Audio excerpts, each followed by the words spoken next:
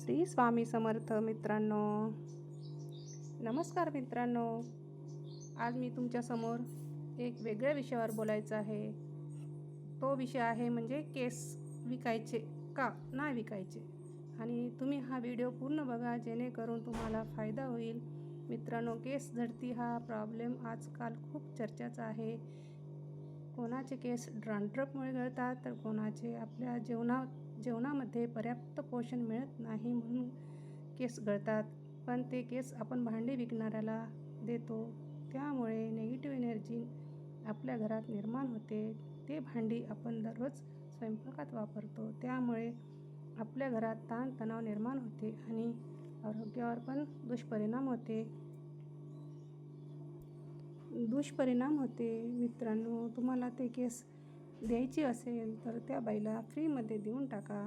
कारण फ्रीमध्ये दिले तर त्यापासून आपल्याला पुण्य मिळू शकते. पण केस विकून जर तुम्ही भांडी घेत असाल ते चुकीचे आहे मित्रांनो. म्हणून म्हणते की केस विकू नका आणि घरामध्ये दारिद्र्य आणू नका मित्रांनो. जर तुम्हाला म्हणूनच म्हणते मित्रांनो, केस कधीही विकू नये, घरामध्ये दारिद्र्य आणू नये.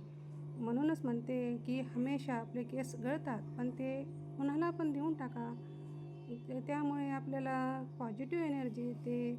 दररोजचेच आपले चालू असतात केस गळणे वगैरे काही समस्या असतात, तरी पण देऊ नका, कोणाला विकू नका. देतात पण फ्रीमध्ये देऊन टाका, काही हरकत नाही आहे. आपण का गरीब आहोत का? आपण खूप धनवान लोक आहोत, श्रीमंत आहोत. देऊ नका त्या गरीबाला, आपल्याकडनं थोडीशी मदत होईल. म्हणून म्हणते की केस विकू नका आणि घरामध्ये दारिद्र्य आणू नका आणि छानपैकी जगा आणि जगवा आपण. अशा छान छान गोष्टीसाठी आमचा चॅनल सबस्क्राईब करा आणि मी टाकलेला व्हिडिओ पूर्णपणे बघा, त्यामुळे तुम्हाला मदत होईल. पण केस विकून जर तुम्ही भांडी घेत असाल तर ते चुकीचे आहे मित्रांनो. म्हणून म्हणते की केस विकू नका आणि घरामध्ये दारिद्र्य आणू नका. मित्रांनो, जर तुम्हाला माझा व्हिडिओ आवडल्यास नक्की एक लाईक आणि कमेंट करायला विसरू नका. केस गळती हा तर सर्वांचाच विषय आहे. म्हणूनच म्हणते, तर केस गळले तर काही हरकत नाही आहे. थोडं छान आरोग्यासाठी पण छान छान खात राहा, व्यवस्थित जगा आणि जगवा पण.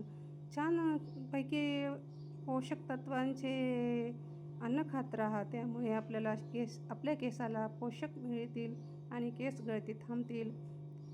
तिरुपतीला पण केस काढतात, तिथेच ते आपण दान देतो, त्याप्रकारे तुम्ही पण दान देत राहा. आपले केस जर निघाले असतील तर ते त्या बाईला दानमध्ये देऊन टाका, काय हरकत आहे? काही हरकत नाही ना. एखाद्या वेळेस आपण दान केलं तर काही हरकत नसते ना. आजकाल आपण सगळं छान असतात, छान पैसे जगतात. म्हणूनच सांगते की विकू नका आणि घरामध्ये दारिद्र्य आणू नका. छानपैकी जगा आणि जगवा पण आणि छान राहा, छान खा, स्वस्त राहा आणि मस्त राहा.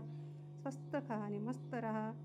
बस इतकंच म्हणणं आहे माझं. आणि छान वाटल्यास एक लाईक करा आणि एक कमेंट्स करायला विसरू नका आणि पूर्ण व्हिडिओ बघायला विसरू नका. Thank you watching. थँक्यू.